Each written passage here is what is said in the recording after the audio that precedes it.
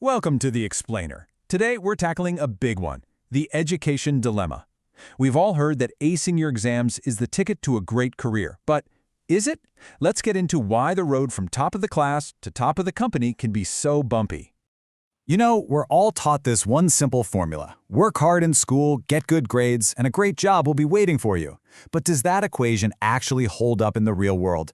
We're about to dive into that surprising gap between doing well in school and truly succeeding at work. All right, so to really get to the bottom of this gap, we need to look at the blueprints for success. What does it take to win in school versus what does it take to win in the workplace? And what's really fascinating is that at their core, they're built on the exact same foundation. So research shows that academic success is kind of like a pyramid. At the very bottom, the foundation, the most important part, is attitude. That's your motivation, your mindset. Then, built on top of that, you have ability, your raw cognitive skills. And holding it all together are your habits, like having a solid study routine. But what is that foundational attitude, really? It's not just about wanting an A+. The real secret ingredient, the thing that truly predicts long-term success, is genuine curiosity. It's that inner drive to just learn stuff. That, combined with a growth mindset, is way more powerful than just studying for a test. And here's where it gets really interesting. Check out the pyramid for workplace success. It's the exact same structure. Attitude is still the foundation. But here, attitude means something a little different. It's about being proactive, taking ownership, and being resilient when things go wrong. This is the real engine for your career. Okay, so this brings us to the central mystery. If the blueprints for success are basically identical, both built on that same pyramid of attitude, ability, and habit, why do so many straight-A students get to the workplace and just struggle? Why doesn't their success translate? And this is where that disconnect really starts to make sense. See, the core principles might be the same, but how they're applied is totally different. In school, success means mastering existing knowledge to pass a test. At work, success means using what you know to help the organization achieve its goals. It's not about your score, it's about your impact. Now, there's a popular myth that top students just aren't creative, but the data tells a different story. The countries with the highest test scores are often also the most innovative. So the problem isn't a lack of brainpower or imagination.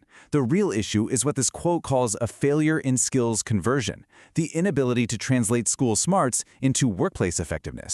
And this failure to convert skills usually leads to a few common traps. Top students are used to being judged on their own work, so teamwork can be a shock. They might struggle with ambiguity and setbacks, and sometimes they focus so much on their one area of expertise that they forget about crucial people skills. So the solution seems pretty straightforward, doesn't it?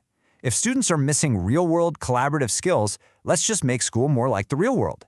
But, as we're about to see, that simple fix creates a really deep and tricky dilemma for our entire education system.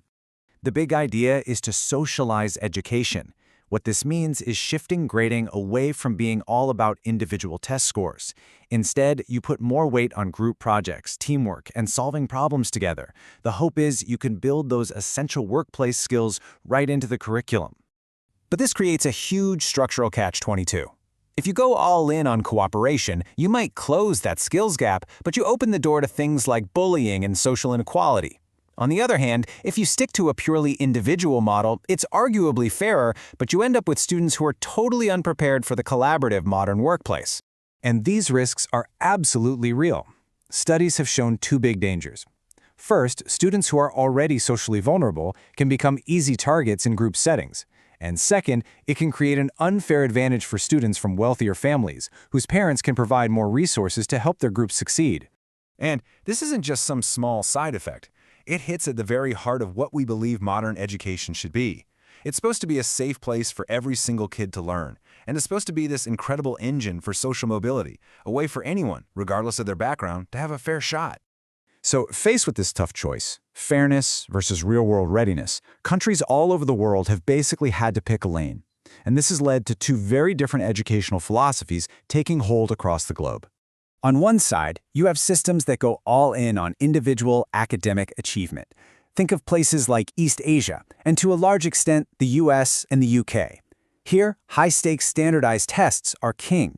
For countries with huge populations, this is often seen as the fairest and most efficient way to find the top talent. Then you have the other side of the coin. Systems in places like the Nordic countries, Canada, and Australia put a much bigger emphasis on interaction and cooperation. It reflects a different cultural value, one that trusts teachers to make professional judgments and focuses on developing the whole person, social skills included. When you really boil it down, it's a choice between two fundamentally different goals for education. Is the point of school a system of meritocratic selection designed to efficiently screen and sort the top performers, or is it a system of individual cultivation focused on nurturing well-rounded human beings? Well, clearly neither extreme is perfect. One path risks creating brilliant people who can't work with others, and the other risks sacrificing fairness for the sake of collaboration. The future has to be about finding a balance. It's like walking a tightrope. And that brings us right to the central question facing educators and policymakers all over the world today.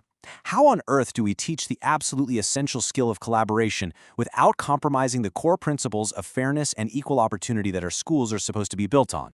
The good news is people are trying to figure this out. A mixed model is starting to emerge with some really clever ideas. Things like grading the teamwork process separately from the final result, using anonymous peer reviews so students can be honest, and making sure teachers are actively involved in group work to protect everyone. In the end, this isn't just some abstract debate for academics. It's about the kind of society we want to build. So the real question for all of us is, how are we going to walk this educational tightrope? How do we build a system that is both fair and truly prepared for the future?